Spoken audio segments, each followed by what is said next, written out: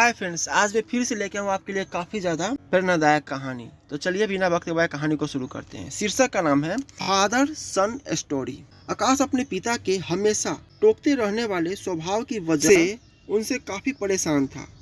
Room का पंखा चालू करके कहाँ गए थे? सुबह हो गई फिर भी लाइट क्यों चालू रखा है? जब देख नहीं रहे होते हो तो टीवी क्यों चालू करके रखते हो? बाइक ठीक से पार्क क्यों नहीं करते? कभी तो अपने जूते पॉलिश कर लिया करो। सुबह जल्दी उठा करो।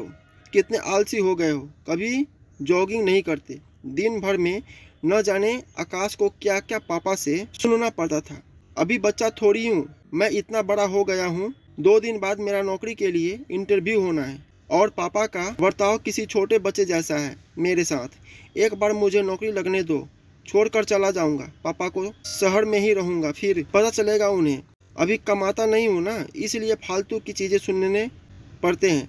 पापा से नाराज आकाश के दिमाग में कुछ ऐसे विचार चल रहे थे। 2 दिन भी बीत गए और आज वही दिन था जिसका आकाश को बेसब्री से इंतजार था।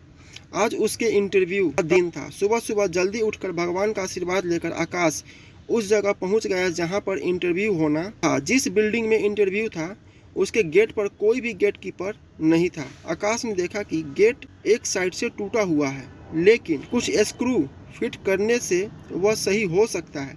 आकाश ने रुककर स्क्रू को टाइट कर दिया और गेट को सही करने के बाद वह बिल्डिंग में घुस गया। बिल्डिंग में दूसरे फ्लोर पर एक ऑफिस था जहां पर इंटरव्यू के लिए व्यवस्था की गई थी। जैसे ही आकाश उस फ्लोर पर पहुंचा तो उसने देखा कि ऑफिस के बाहर लोगों ने इधर उधर जूते और चप्पल निकाल कर रखे थे, जबकि वहां पर जूते चप्पल रखने के लिए स्टैंड रखा हुआ था। यह देखकर आकाश को अचानक अपने पापा की याद आ गई, जो उसे भी अक्सर अपने जूते चप्पल रखने को लेकर हमेशा टोकते रहते थे। आकाश से रहा नहीं गया और उसने बेमन से ही लेकिन उस सभी जूते और चप्पलों को स्टैंड पर अच्छे से रख दिया।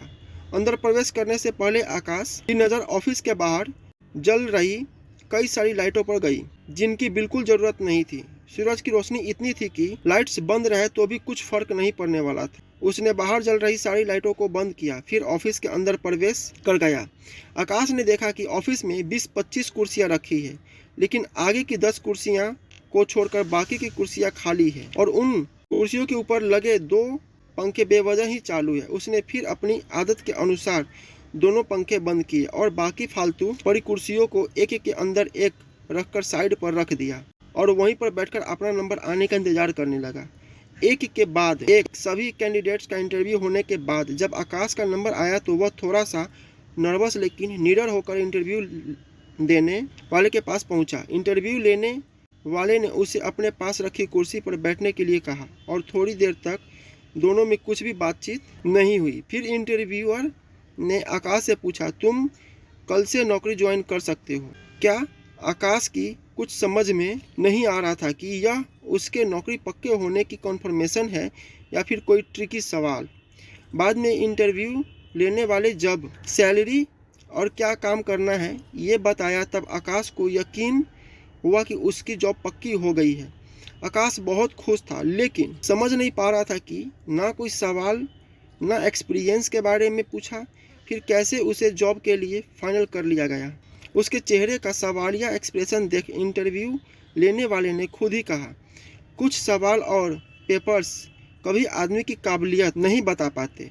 हमने इस बिल्डिंग में प्रवेश करने से लेकर प्रतीक्षा कक्ष तक कुछ अव्यवस्थाएं सेट करके रखी थी, वही आप सभी के लिए परीक्षा थी। हमने सीसीटीवी पर देखा कि आने वाले सभी कैंडिडेट में आप ही एक अकेले ऐसे थे जिन्होंने गेट के स्क्रू ठीक करने से लेकर बेवजह चल रहे बल्ब और पंखे बंद किए।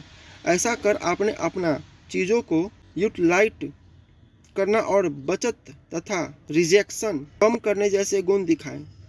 आगे बढ़कर आपने बूट और चप्पल और कुर्सियां ठीक करके दिखा दिया कि आप अपने काम के लिए कितने वफादार हो सकते हैं और किस हद तक जा सकते हैं। बस हमें इतने गुण काफ़ी थे आपको नौकरी पर रखने के लिए। पूरी बात समझ में आने पर आकाश को फिर से अपने पापा याद आए और याद आई उनकी कही हर बात, लेकिन इस बार उसके मन में कड़वाहट नहीं थी, क्योंकि उसे आज समझ में आया था कि पापा ने उसके लिए उसी मूर्तिकार का किरदार निभाया था जो अपनी मूर्ति को सुंदर और कीमती बनाने के लिए उस पर कितनी बार छीनी और हथौड़ी चलाता है। आकाश जो नौकरी मिलते ही अपने पापा से दूर भागने की सोच रहा था, वो नौकरी का कन्फर्मेशन लेटर और साथ में मिली 1 महीने की एडवांस सैलरी को घर पहुंचते ही अपने बाप के कदमों में रख देता है।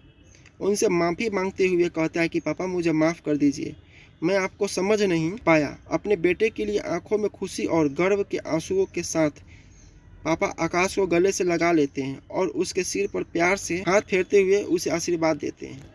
तो फ्रेंड्स, कैसा लगा स्टोरी प्लीज़ कमेंट करके बताइए और हमारे चैनल को सब्सक्राइब जरूर कीजिए। मिलते हैं अगले स्टोरी में।